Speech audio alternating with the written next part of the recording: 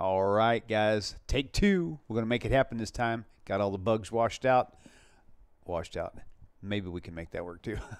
Oral medicine. Take 613 of these and call me in the morning. You're going to love this episode. It's really great. Tune in. Even if you saw the last one, you're bound to hear something tonight that you did not hear last night or yesterday. So sit tight. We'll be right back.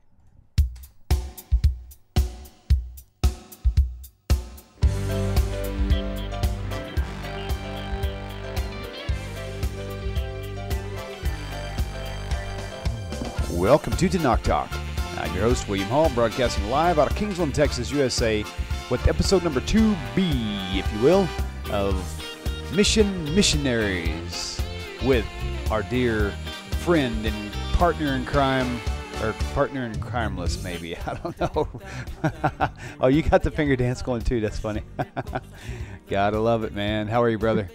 I'm living the dream. I'm living the dream, man. That's awesome. It's good to see you, Ezriel. Very good, man. Okay, so we're going to kick this thing again. We're going to make this thing happen this time, though. Oh, boy. Wow, what challenges we had on Sunday, yeah? I told you. I'm glad. Listen, if you're doing something that's good, the Satan is going to try to get in the way, and that's what it is. And you know you're doing the right thing, because things go wrong, then you know you're doing the right thing. So nice. We're good. Very, very nice. Okay, so I need to somehow keep an eye. I'll do it on my other computer to kind of keep an eye on YouTube in case I've got an echo, because that's the only thing I didn't check for as I was setting all these screenshots up just a little while ago. So are you watching the screen on YouTube? I'm trying to get in. I'm trying to get it to live. I went to live. I did a Tanakh Talk live stream.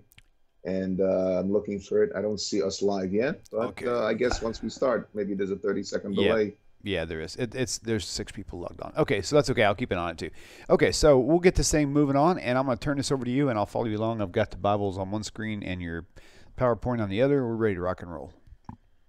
Okay, yep, I see myself. I see it live. Okay, so let me just go over what we're going to talk about. Topics covered tonight. Okay. Topics covered are going to be the definition of the oral law. A lot of people, Jews, non-Jews, missionaries, non-missionaries, they don't even understand what the oral law is. They think the oral law is something that was written as an add-on of people's own opinions, subjective, glossies, all these things, when they don't really understand that the oral and the written are inseparable and they came together at Sinai. We're also going to talk a little bit about why the church is perturbed, disturbed, not happy with the Talmud.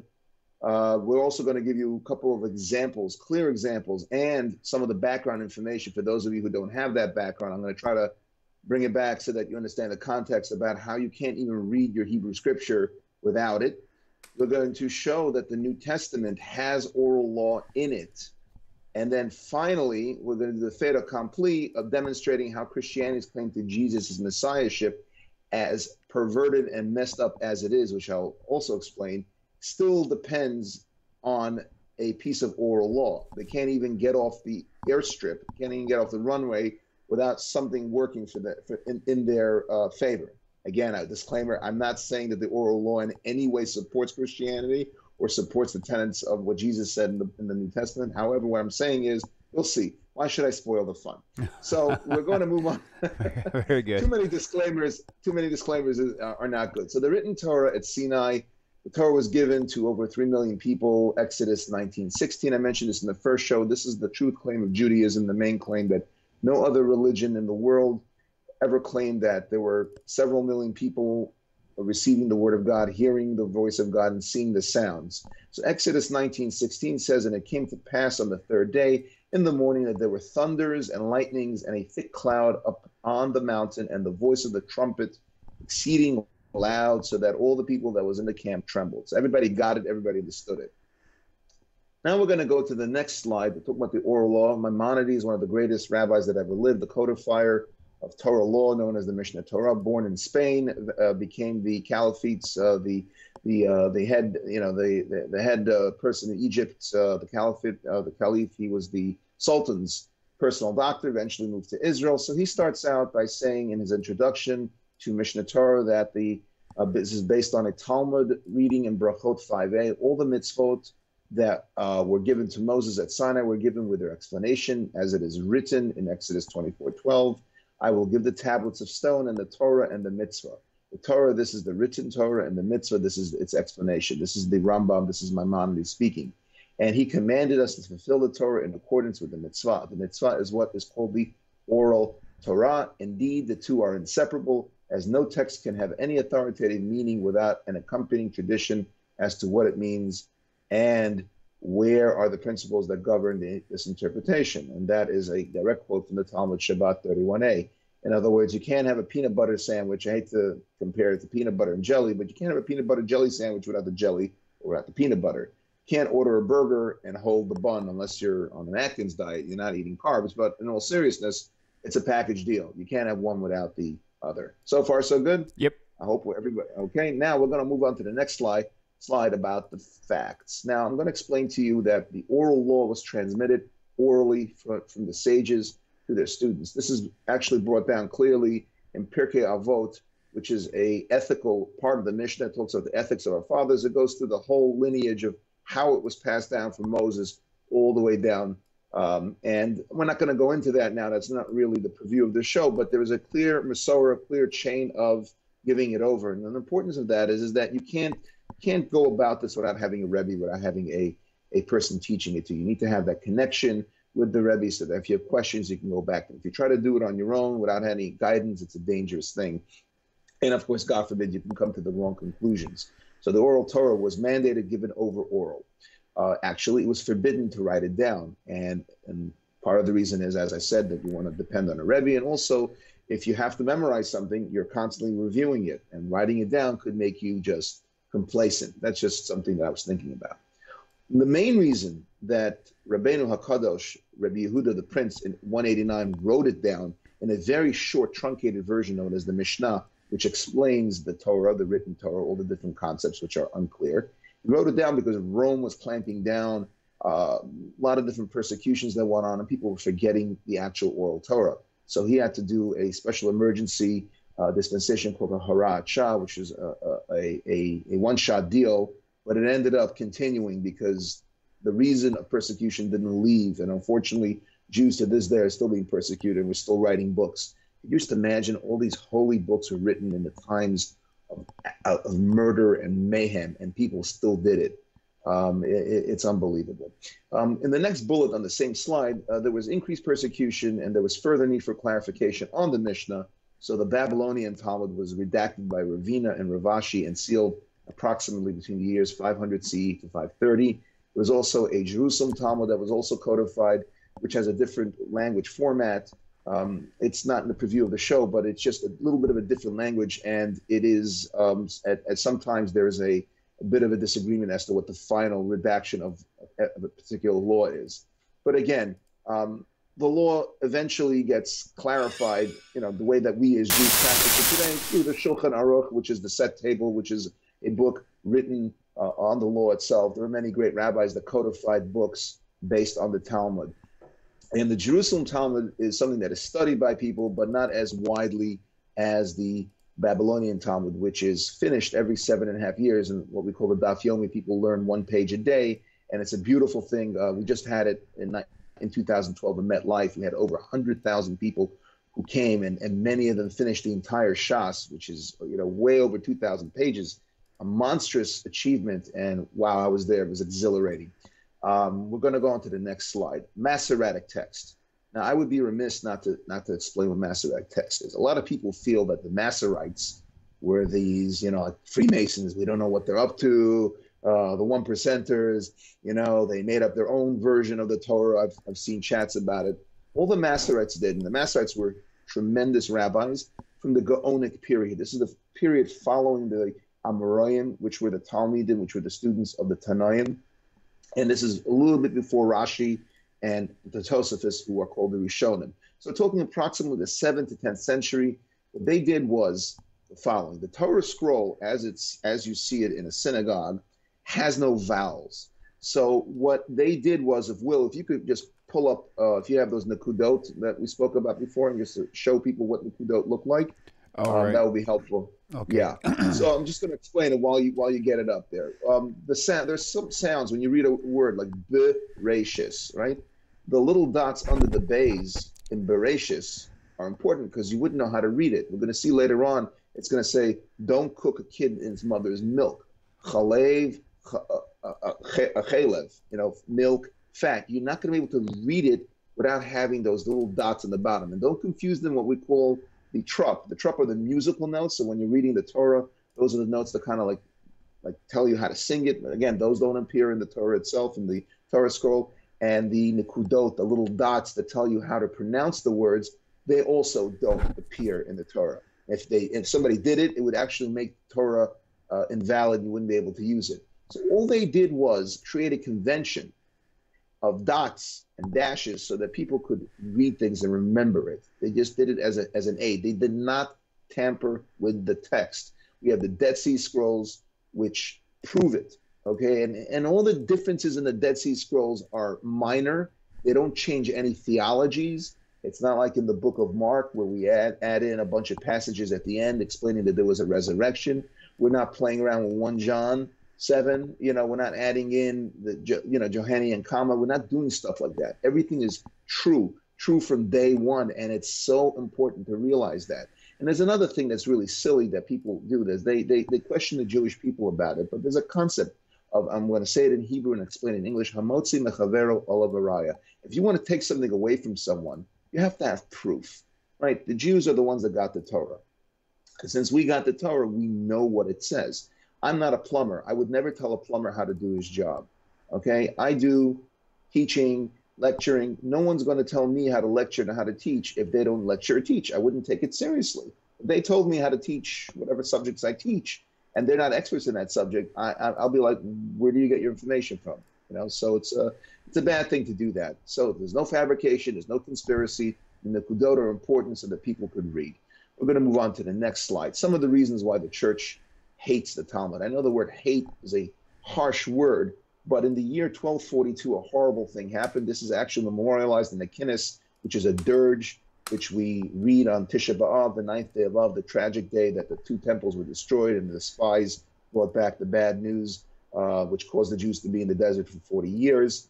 Nicholas Dunnan, a wayward Jew who's excommunicated, convinced Pope Gregory to burn the Talmud. He convinced him that the Talmud was anti-Christian, and of course, nobody actually investigated it, and they didn't want to investigate it. Here's a Jew who doesn't like Judaism. He's crossing over. He's pitching for the other team. Great.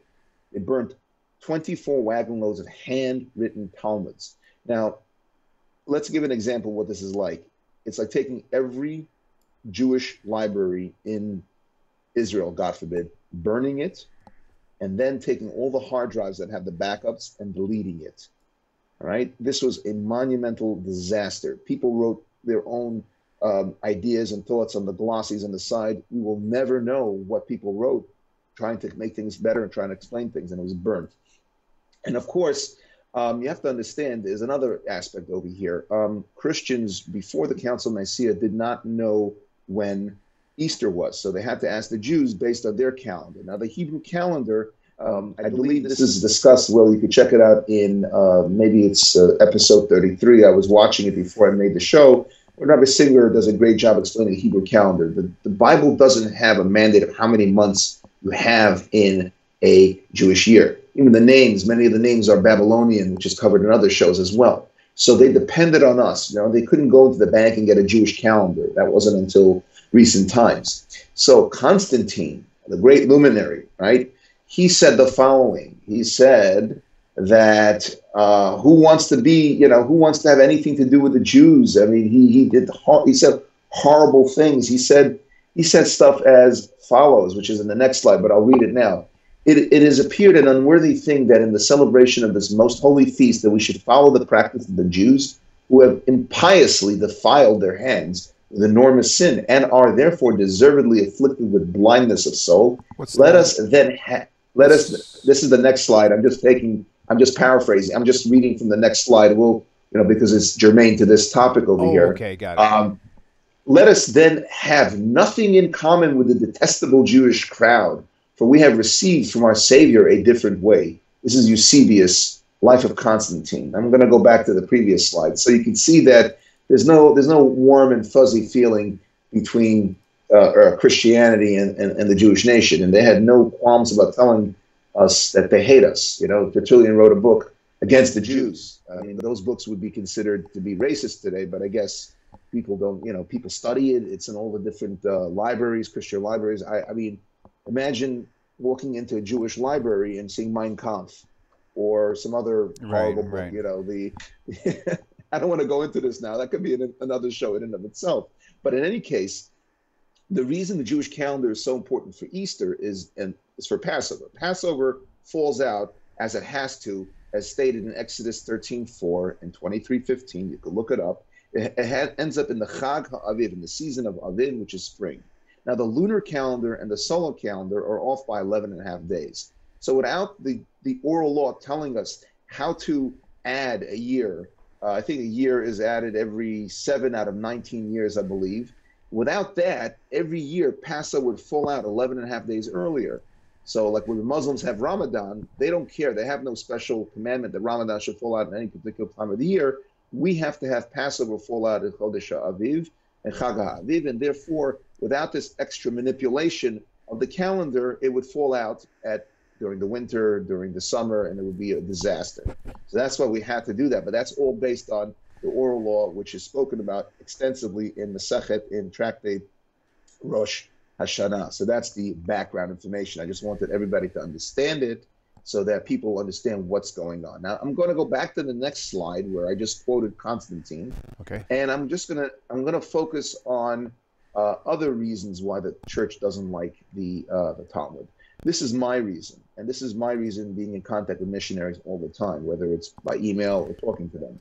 What the Talmud does is it takes the passages in the Torah and it breaks it down and asks, how do I know this? How do I know that? This contradicts this. And then they hash out a final ruling. It's about clarity. It's about looking at the passage, seeing the fuzziness, and understanding what it means. What the church loves to do is take passages out of context. They love nebulous passages, and then they can read in whatever they want. So any book that halts that activity is a threat to them. And I'll give you an example. There are 39 prohibited laws that one is not allowed to engage in on the Sabbath, right? All Jews are required to keep the Shabbat. There are 39 laws. This is all learned out in what we call Masechet Shabbat. In the Torah itself, you don't have the 39 laws. You have, for example, don't kindle a fire. Now, the Karaites, by the way, took that literally. Don't have a fire burning in anywhere you live, and they would sit in the dark. They would have cold food and sit in the dark. That's one of the reasons why we have a delicious meal called cholent, which is like a chili, which is a hot food, which is kept warm in the proper way. And just to show the Karaites that you can have hot food, and we're required to have Sabbath candles, so we have peace and light. We don't want to live in darkness. So 39 laws, where do you learn that from? Again, it's from the Talmud, because you can't have a passage that says if you don't keep Shabbat, you're going to die, you're going to be put to death, and they're not telling me how to keep the Shabbat properly. That would be insane. Imagine there would be a society where laws are given without explanation, but you're told if you break the law, you're going to be beheaded, you're going to be stoned, you're going to be whatever. I'd sit in my bed all day afraid of going out of my house lest I do something wrong, and that's not the way the Torah works. The Torah doesn't believe in living in a crazy society. The Torah believes in happiness and living normally. That's what it's all about. Any questions, Will? Does anything sound? So we're going to move on to the next one where it says stop and listen, with that cute little guy with his hand by his ear. Got it. Now, we were talking about how the church questions the oral Torah, doesn't make sense. Well, again, the church loves to, through the New Testament, talk out of two sides of its mouth. If you look at Romans 3:2, much every way, chiefly because that unto them were committed the oracles of God. And this is Paul speaking. I believe Romans was penned by Paul, but it doesn't really matter who penned Romans. That's not the point here. But it wasn't penned by Lubavitch, and it definitely wasn't penned by the Satmar Rebbe. Okay, it's basically telling you that the Jews know what they're talking about. So since we know what we were talking about, leave us alone. Don't take things that you don't understand and start reading into it. Like I was laughing. I saw this debate between a rabbi and this theologian whose last name rhymes with clown. And they were debating, and he was saying that basically the reason that for the last 40 years, the white thread that was tied to the goat that was thrown over didn't turn white, because part of it would be tied to a stone where the goat was thrown over, didn't turn white, was because of the sin of deicide killing Jesus. If I were at the debate, I would have told this clown over there, question for you. You claim that it's in Masechet Yoma. Please find it for me and read it to me and explain it to me. Where do you see what you say? And I love it when I walk down a train station. They're like, oh, Isaiah 53, look at Tractate Sanhedrin, this and this page. It says it clearly. And I went over to one of these guys, can you read it to me? He goes, what? Because I can't read Hebrew American doesn't mean that it's not right. He goes, well, I don't claim to speak Greek. I don't follow Christian scholars in this debate with them what it says in their Greek testaments.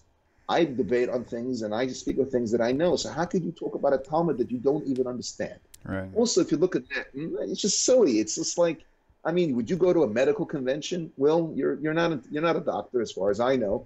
Would you walk into a convention of brain surgeons and start telling them how to practice brain surgery? That would be insane. That would be crazy. Right. So in Matthew 23, it says, then spake Jesus to the multitude and to his disciples, saying, the scribes and the Pharisees sit in Moses' seat. So if the scribes sit in Moses' seat and the Pharisees, who are the rabbis, sit in Moses' seat, that means that they have the authority of Moses in their generation. So then listen to them. And it tells you to listen to them. And in the third passage of 23, all therefore whatsoever they bid, you observe, and that observe and do. So why are Christians wearing tefillin? Why aren't Christians practicing Shabbat? Why aren't they doing all that stuff? Very, very strange, very, very odd. And anybody out there that looks at this, Christian, Jew, whoever, should be disturbed by this. It's very disturbing. Now, mind you, that Jesus' audience in Matthew was Jewish primarily. However, that doesn't make a difference to me, because that's one of the arguments when these missionaries tell, oh, I was talking to the Jews. It's not true. The New Testament was given first to the Jews and then to the Greek, right? Doesn't it say that? I don't remember where it says that, but I come to the first to the Jew first, right? then to the Gentile. Greek. Right. Okay, so the Jews opted out. You know, we decided it's not for us. So the Greeks, Gentiles are in this game. So why aren't they following the Torah? Why are they following Shabbat on a Sunday as opposed to on a Shabbat? Why aren't they doing these laws? Your Savior, your Lord told you to do it, so do it. Listen to him. Right. It's nonsense. It's silly. We're going to just take a quick breath. Next slide. All so. Right. Yom Kippur is one of the most surreal. It's a very, very somber day, but a happy day because it's a day of atonement. So you're kind of getting a clean slate, but it's a very, very powerful day. And if one doesn't fast, we're not talking about sick people, we're not talking about emergency cases, pregnant women who go into labor prematurely. If a healthy person doesn't fast and does it on purpose, he eats or drinks, then he is cut off. He gets kares, which is the worst possible punishment. It is like being permanently cut off from God. Gotcha. But does it say anywhere in the 5 books of Moses that you have to fast? No. What does it say in Leviticus 23:27? Also on the 10th day of the 7th month, there shall be a day of atonement. It shall be a holy convocation unto you, and you shall afflict your souls. Doesn't tell me how to afflict your souls. For me, affliction of souls may be watching the New York Mets play baseball, maybe watching the New York Giants play football, something like that. The other guy could be eating avocados. If he doesn't like avocados, maybe somebody sitting with their mother-in-law for dinner would be affliction. I don't know, but it can't be subjected, because what happens? In verse 28, it says, don't do work. It doesn't tell you what kind of work. And it says in verse 29, he shall be cut off from among his people. So this is, you can't work. What does work mean? Does work mean moving a table around all day? Or does work mean going to work, going into the office? What does it mean? It's very, very important for us to understand what it means and not to just play this game of guess. So we're going to move on to the next slide. So again, just to recap, the details, ambiguities. We don't know what work is. We don't know what affliction is. What is work? What does the oral Torah tell us? The oral Torah tells us that you can't do work that you're not allowed to do in the Sabbath. You're not allowed to kindle a fire. You can't make a wound that's not medically necessary, like to save somebody's life. You cannot fast. I'm sorry, you must fast. You cannot bathe. You cannot anoint with oils. You cannot wear leather shoes. And you cannot have marital relations with your spouse.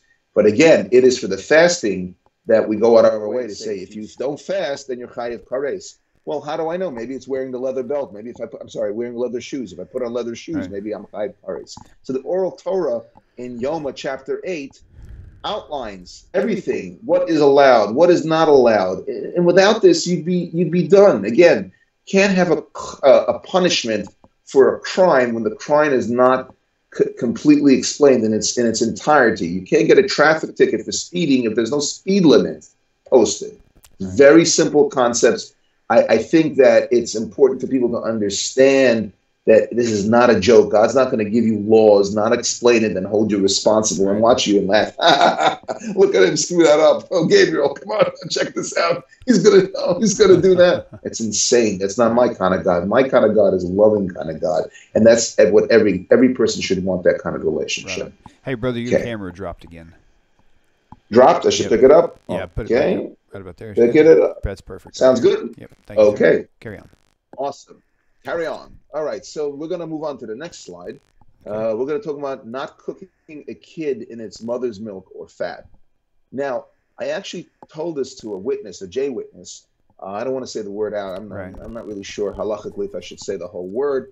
But anyway, I asked him about this. I said, how do you know what Exodus 23:19 means? And it's interesting, if you can pull up Exodus 23:19 in a King James or an NIV. Yeah, sure.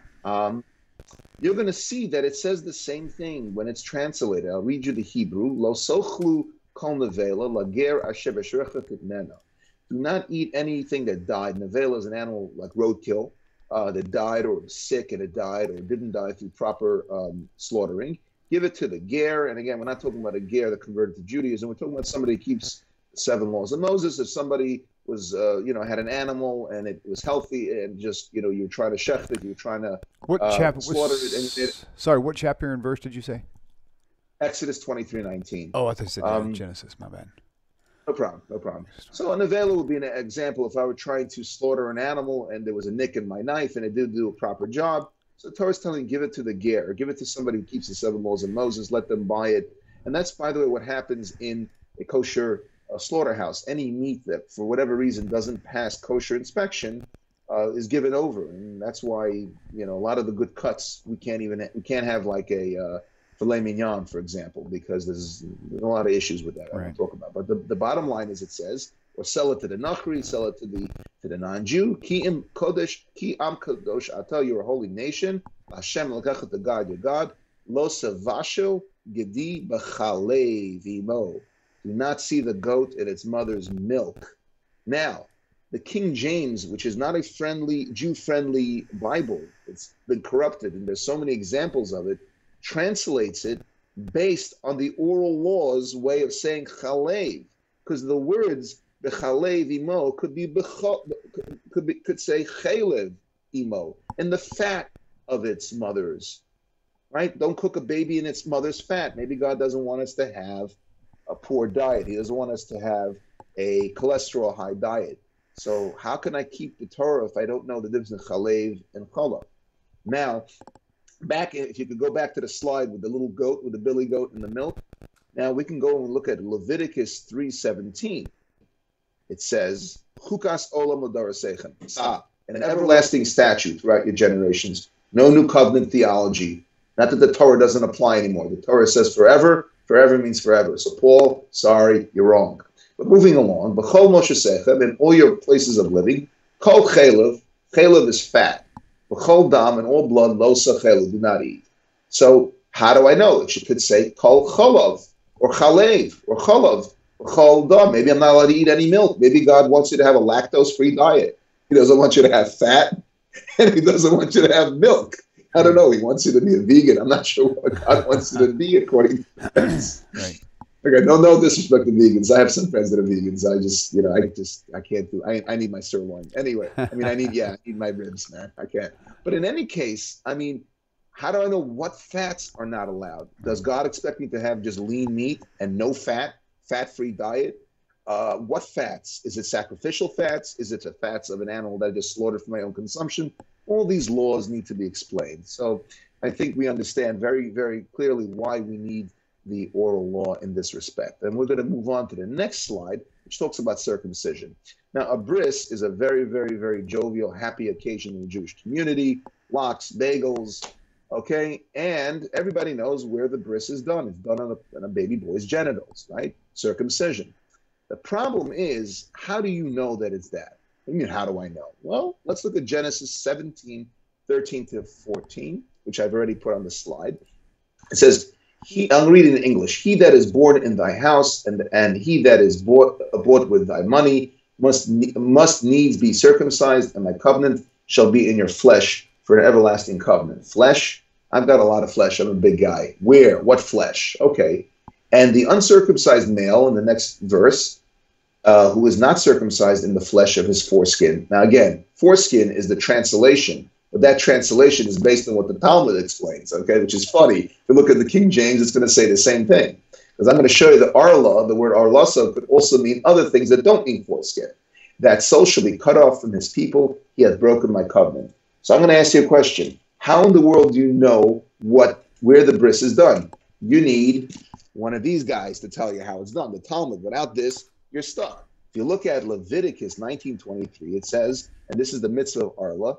And what is arla? Arla is a mitzvah. You're not allowed to eat the fruit of a tree in Israel for the first 3 years. And I believe in some instances it also applies to outside of Israel. I'm not very knowledgeable in the exact laws there, but definitely in the country of Israel, even today, you're not supposed to eat the first 3 years. Now it says, and you shall come unto the land, and you shall have planted all manner of trees for food, and you shall count the fruit thereof as forbidden. It says over there in the Hebrew, Araltem es arlasa. Will, if you could just blow up the screen a little bit where it says Araltem, where I've bolded the Hebrew word, you're going to see arlasa, which is the same exact word used in Genesis to talk about foreskin. Now, I don't know if you know this, Will. Have you ever seen somebody try to circumcise a tree? No. Somebody sober who hasn't been drinking Jack Daniels, okay? Nobody. Okay? Right. No, I mean, imagine if you saw somebody with a knife trying to circumcise a tree, you'd have to call the paddy wagon. The men in the white coats would have to take them away, and it would be over. All right? So right. Now that's example 2. Now, in the next slide, we're talking about Moses on his commission to go to Pharaoh, and he's telling God very humbly, he says, Vayomer Moshe, this is Exodus 6:30. It says, Vayomer Moshe lefnei Hashem, Moses in front of God, Hein ani aral sefasayim, I have speech impediment. Ve'ech yishmael power. How's power going to listen to me? I can't speak well. I stutter. I stammer. This is a quick footnote. What happened as a little baby? This is all brought down. This is midrashic literature. As a little baby, he was the advisors wanted to kill him, so they put forth some coals and Pharaoh's crown. And the baby was about to go in, and they made a contest. If he goes for the crown, you know he's trying to usurp your authority, kill him. If he goes for the coals, then he's just a stupid baby. So as Moses was about to go for the crown, an angel came down from heaven and pushed him towards the coals. He picked up a coal, burnt his hand, burnt his mouth. That's how he had his speech impediment. But again, Aral, do we circumcise people's lips? You know anybody who gets lip circumcision? Of course not. So you need to have the oral Torah explain to you what the words mean in each context. I think this is abundantly clear now. Anybody who had any questions up to this point now sees I've demonstrated. I've given you proof 3 different places in the Bible, in the Hebrew Bible. I've shown you the word. Even if you don't read Hebrew, you can see that the same characters. There's no conspiracy here. I think we're good on this. We're going to move on, but that's okay, Will, if you don't have any questions go right ahead. For me. We're going to go to the next slide. What? No details? Again, this is what I mentioned. I've demonstrated that our law says 3 different places, no details. A person's chayiv kares, he's liable to being cut off. So you need the oral law, and you can look it up. Kedushin 29a, Mishnah Shabbat 19.2, 19.6, and of course the Shulchan Aruch, the set table, so it's translated as the Jewish Code of Law, goes through all the procedures, what kind of tools you need, how much is considered a good bris. There's different parts of the foreskin. Very, very complicated how it's done. But again, oral law. Without the oral law, you wouldn't be able to keep this age-old mitzvah. We're going to move on to the next slide, an eye for an eye. Now, this sounds like a great title for a spaghetti western. Son, we're going to go take some revenge. An eye for an eye. And you see like John Wayne and maybe Clint Eastwood, coming at each other. Now, look at Exodus 21:22 to 25. I'm going to read it to you quickly. If men strive and hurt a woman with child, so that her fruit depart from her, in other words, she miscarries, and yet no mischief follow, she didn't die, he shall be surely punished according to the woman's husband, according as the woman's husband will lay upon him, and he shall pay as the judges determine. No details. How do the judges determine? We don't know. And if any mischief follow, if there's death, then thou shalt give life for life. Wow. Eye for eye, tooth for tooth, hand for hand, foot for foot, burning for burning. Now, don't tell me, Mr. Missionary out there, oh, this is not literal, it's figurative. The Torah just wants to show you that you have to, give the value. Well, value, how do you evaluate? And what happened to sola scriptura? When do you apply sola scriptura? When you want to, when you feel that it'll advance your own theologies and Christologies? No, I'm sorry.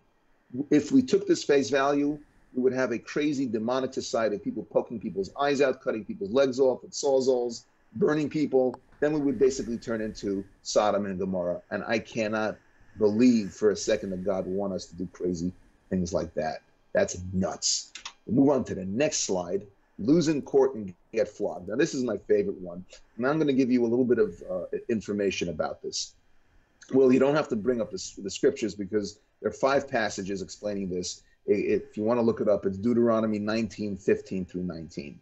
Okay. It talks about a specific case, what we call in Hebrew, Adim Zomim. The word aid is a single word for witness. Adim are 2 witnesses. Zomim means to plot. So we have a case where, let's say A and B, Bob and Joe, want to get Jack into trouble. So they go into court, into the Beis Din, and say Jack murdered somebody.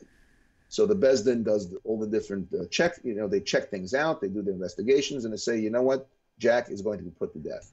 And before he's put to death, Wilbur and Orville Redenbacher come in from Cleveland, and they say, hey, man, you 2 guys who just gave that whole testimony, no way in the world you could have seen that. You were with us in Kenya. We were hunting for elephants. There's no way you could have seen that.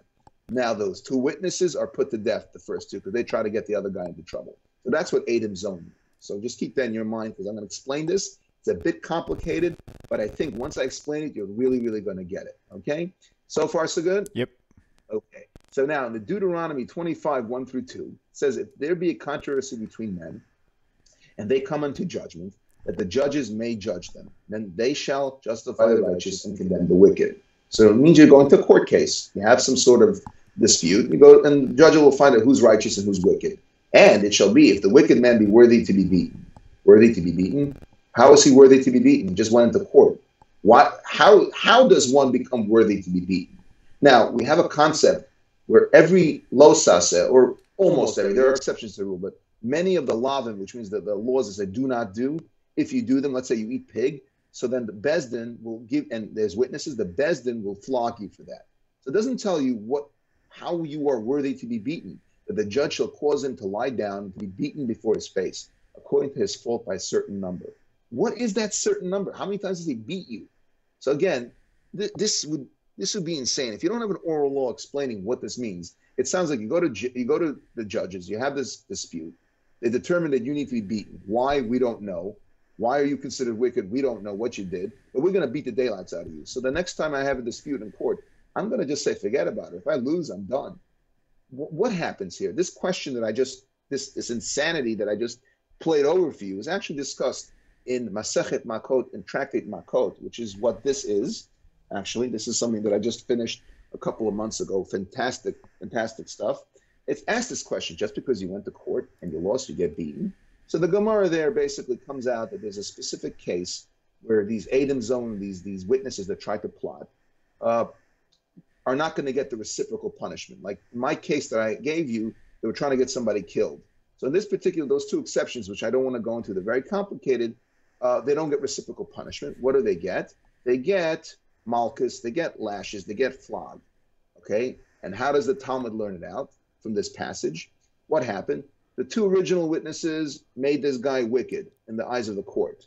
Come along the other 2 witnesses, now say, you 2 guys who originally gave witness, you couldn't have seen that. You're the wicked guys now, and this guy who was wicked before is now made innocent. And this is the context of what's going on. Now, can you imagine? This is tons of stuff. This is an entire page of Talmud almost that I just gave you in the background. Again, if some of you lost me, don't worry. It's not important for the minute details, but understand that if you read this without the Talmud, you would think that if you lose in court, you're going to get beaten. Is that crazy? Well, imagine going to Beis Din, going to court for a traffic violation, and you get flogged. Hey, honey, how was your day? Went to traffic court, got flogged. I mean, that's insane. It's insane. It's nuts. Right. All right. We're going to move on to the next slide. Okay. The New Testament and Talmudic references. Now, the New Testament is rife with Talmudic references. We're going to give you a quick reference over here. Acts 1:12. Okay. I've already quoted it in the slide, so you don't need to toggle. Then returned they unto Jerusalem from the mount called Olivet, which is from Jerusalem a Sabbath day's journey.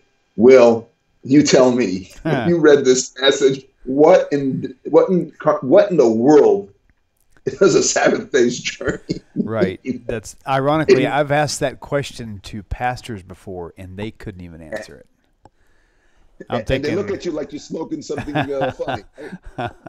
Yeah. Oh my God. Oh. So what is a Sabbath day journey? I'll explain it to you real quick. There's a whole tractate called Eruvin, which talks about it. It's also mentioned a lot all over Shas, all over the Talmud. Basically, as soon as one leaves the city limits, all right, one has 2,000 cubits, which is approximately 8,000 feet in each direction he or she can walk. Okay, so if I left Kingsland, Texas, and I walked onto highway, what's that big highway you have that cuts through Texas called I-35? 35, yeah. Yeah. The minute that I-35 starts and there's no houses and there's nothing, that's when my 2,000 Amos, that's when my 2,000 cubits begins. You wouldn't know that. But the book of Acts, which is supposed to be a book for all human beings, and we should know shouldn't we know what the New Testament is talking about? If you're going to follow it, shouldn't you know what it's talking about? How could it be that they're following something that's in the oral law? I mean, that requires you not only, if you want to learn the New Testament, you have to come to yeshiva with me and learn Gemara. You learn the New Testament. I'm kidding. It sounds ridiculous, but of course it's there. Now the passage is in Exodus 16:29. It says, see, for that Lord hath given you the Sabbath, therefore he give you on the sixth day the bread of 2 days. This is talking about the manna that fell on Friday for 2 days. Abide ye every man in his place. In other words, don't go out picking manna, and let no man go out of his place on the seventh day. So what does that mean? If you're a Karaite and you don't follow the Talmud, you're going to sit in your house all day with darkness and no hot food. That stinks. Okay, right. That's nuts. Next slide, John 7:22-23. Okay, so let me explain to you what a kal v'chomer is. The fancy term is an a fortiori argument. Basically, and I'm going to use a gun example. I'm sorry for all you pacifists out there. I'm sorry. I don't mean to say that I love guns. It's just easy to understand. If the state of New York says you cannot carry a pistol of any kind, open carry, okay, or concealed, then for sure I can't walk into Century 21 or walk into Dunkin' Donuts with an AR-15 like Rambo around my shoulders. That would scare the daylights out of people, right? If I can't take a gun, a small handgun, then for sure I can't take a bazooka, I can't take an AR-15 and an AK-47. So that's the kal v'chomer. From the light case, you learn stuff for the heavy case. So this is exactly what happens in John 7:22-23. I'm going to explain it to you because it's written in Jacobean English, and I don't know how people's Jacobean English is, but basically what's happening is that Jesus and the rabbis are fighting for a change, and on the Sabbath. The rabbis accuse him of healing somebody on the Sabbath. There's nothing wrong with healing somebody through prayer, okay? If you have to heal somebody who's dying or is in danger of losing a limb, it's completely allowed. Right. So he prayed for somebody became well. So they said, oh, you healed on Sabbath. So what does he say? What are you talking about? If a man on Sabbath day receives circumcision, whoa, how do we know you're allowed to give circumcision on the Sabbath? How do we know that the circumcision overrides the Sabbath? We know that in the Sabbath, he knows it. The law of Moses should not be broken. Are ye angry at me because I have made a man every whit whole on the Sabbath day? Meaning, if I'm allowed to do brit on Shabbat, I could do a bris on Shabbos, right? Which is fixing a small part of the body, making it, fit, making you holy. Then for sure I could heal an entire person. If I could heal a part of a person, I could for sure heal an entire person. That's a kal v'chomer. So there's no Talmud, there's nothing. And if you read this, as a Christian, you read this, what does this mean?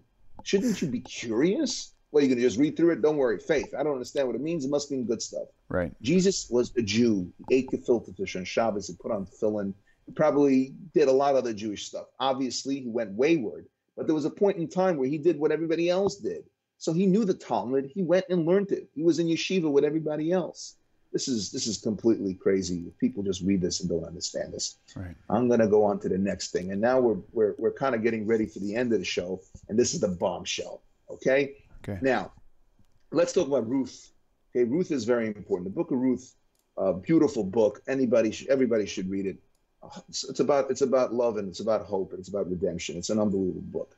But at the end, we're told the lineage of Ruth. As Ruth got married to Boaz, they had a baby named Obed, who had a baby named Jesse, who had a baby named David. Okay, So that means, if I'm not wrong, that makes Ruth the great grandmother of King David. Okay, Right. understand that, right? We're good. We're holding there. Now, if you look at the book of Deuteronomy 23:3 in a King James or 23:4 in a Hebrew Bible, I'm going to read the Hebrew. Okay, it says Lo Yav, which is the next slide. Yeah, you got it. Lo Yavo Ammoni Uma'avi Bekal Hashem. An Ammonite and a Moabite are not allowed to come into the congregation of the Jews. They cannot convert. Why? Torah tells us elsewhere that they didn't give us bread and water when we needed it. Now, when I say an Ammonite and a Moabite cannot come into the Kahal Hashem, into the Jewish nation, I just say that statement, and there's no Gemara, there's no explanation. It means all men, all women from Ammon and Moab are not allowed to come in. Now, if you look at the book of Ruth, if Ruth is a Moabite princess and she's not supposed to convert, what happens to her children? What happens to King David? What is his status? Now, you tell me. If you don't look at the Talmud, what is King David's status? He's not allowed to come into the Jewish nation. He's outside of the pale. Now, if you go to the next slide, okay, Jesus is not legitimate. Why? Because the lineage of Jesus is traced back to who? King David. Now, if you don't follow the Talmud, that means that King David is not kosher to enter the Jewish nation because his father Jesse wasn't kosher because he was related to this guy named Obed, and Obed was related to Ruth. So that means without the Talmud, that whole claim to messiahship is ridiculous. It doesn't make sense even from the get-go. So what happens? Now, believe it or not, the Talmud in Kesubot 7a states that this whole thing of an Ammonite and a Moabite only refers to the men and not the women. The exclusion is that the women are allowed to come into the holy nation of Israel. Why? Because the men were the ones faulted for not inviting people in, because it's a breach of, we see how we've fallen in our days, that women, and again, this is not an anti-feminist statement, but women are supposed to be tzniut, they're supposed to be modest, not supposed to be going out there and inviting strange people off the street to come in. It's a man's job to do that. And again, if anybody, women's liberals out there are mad at me, don't be mad at me. I didn't write the Torah, be mad at God. But that's the bottom line. So since Ruth was never in the original ban, and that's why she was accepted with all other women folk from Ammon and Moab. And that's why. Now, let's explain in the last slide over here, Jesus' false claim to the Davidic messianic throne. But why is Jesus illegitimate? Well, let's understand this. In Numbers 1:18, it says, the Eskola Eda Hikilu, and they assembled all the congregation together, the Echad Lachodesh Hasheni, on the first day of the second month, the Yaldu al Mishpechosam Levesav Osam, and they declared their pedigree after their families by their fathers' houses. That means your pedigree goes based on your father. Jesus had no father. His father was God. So you got to ask yourself a question. Now, God hates immorality. Definitely God hates adultery. If God wanted Jesus born, why didn't he just make him born regular? Why did he have to impregnate Mary, which if a human did it would be considered adultery? Right. It's not a nice thing to do. It's kind of like yuck. I don't even want to have to say it. It doesn't make any sense. But here's the kicker. Even if you want to say that Joseph adopted him, which is nonsense, where, if you follow Sola Scriptura, does it say here that you're allowed to adopt somebody, he becomes a part of your shevet, he becomes a part of your tribe. Right. It doesn't say that anywhere. So Jesus would then be not related to a human. He'd be related partly to a human, his mother, but to God. So he's not eligible to be Messiah because Messiah is a human being. Nowhere in the Tanakh does it say that he is a God. It doesn't make any sense. So that's why it's so important to have the oral Torah, because, as the last slide says, without the oral Torah, the Hebrew scriptures are unintelligible, and Jesus' claim to the Messiahship is impossible, besides the fact that I just proved to you it wouldn't be possible even without that. But even the beginning of his claim wouldn't be allowed, because without the oral Torah, Ruth, King David's great-grandmother, would not be considered eligible to enter the Kahal Hashem. You can't separate the oral from the written law. A body cannot live without a heart, and the written Torah cannot exist without the oral Torah. Thank you so much. Everybody should be blessed with clarity. I mean no malice here. I'm not giving anybody a theological black eye. I'm not this rabid imam running around telling people that you're wrong. All I am is a concerned person who cares about your soul. Missionaries care about my soul. Guess what? I'm reciprocating. I care about your soul. After 120, For they're sure. going to come to me and say, hey, Rabbi Ezriel, you know, you're walking down the train station, that dude had his sign over there. You didn't go over to him. I gave you an interest in anti-missionary stuff, and you just ignored him. I'll be held responsible. I'm putting everybody on notice. Here's the truth. Look at it. If you disagree with me, fine, but these are not my opinions. These are God's opinions. That's right. Thank you so much, Will. Do you have any questions? You want to ask me anything? Or it's clear? No, that was really very well played out for sure. It looks like you did your homework quite well. I did my homework very, very well, and I have a passion for this. And definitely, if you're okay with it, I'd like to work on some further shows with you because I'm loving this, and I hope the people out there are loving it as well. I'd certainly like to have you back, and I believe everybody else will too. As long as those views keep climbing, people keep sharing the video. Speaking of that, share the video if you like it. Thumbs up on the video, hit the like button. Also subscribe and turn on notifications to the YouTube channel. And email me with any questions at ezdeev@gmail.com. Perfect. Shalom, shalom, my friend. And to all you viewers out there, we will see you guys same time, same place next week, Hashem willing. If anything changes, we'll let you know ahead of time. Take care, guys. Thanks. Shalom, brother. Take it easy. Okay.